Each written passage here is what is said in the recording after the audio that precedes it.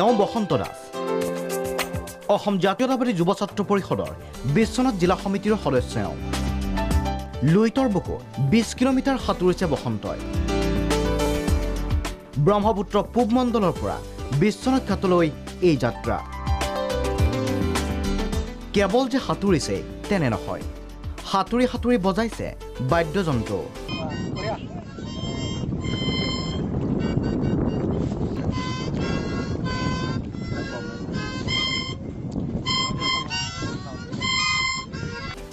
বিশ্ব অভিলেখ লক্ষ্য নহয় বসন্তৰ উদ্দেশ্য গড় সুৰক্ষা আৰু সজাগতা আজিৰ যুগত এশিঙীয়া গড় সুৰক্ষাৰ বাবে বহুতো ওলাই আহে কিন্তু প্ৰতিবাদতহে ওলাই আহে আৰু মই আশা কৰোঁ প্ৰতিবাদ নকৰি প্ৰশাসনক সহায় কৰিব লাগে ক'ৰবাত গড় চিকাৰী এটা সোমাই আছে সকলোৱে প্ৰশাসনকো যোগাযোগ কৰিব লাগে পৰাপক্ষত তেওঁলোকেও ধৰিব লাগে ধৰি পেলাই প্ৰশাসনক খবৰ দিব লাগে মাৰধৰ কৰিব নালাগে কাৰণ মাৰধৰৰ কোনো যুক্তি নহয়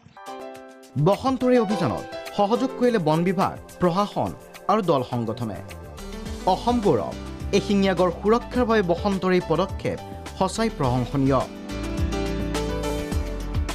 বিশ্বনাথৰ পৰা জগতাৰ সিং প্ৰাগ নিউজ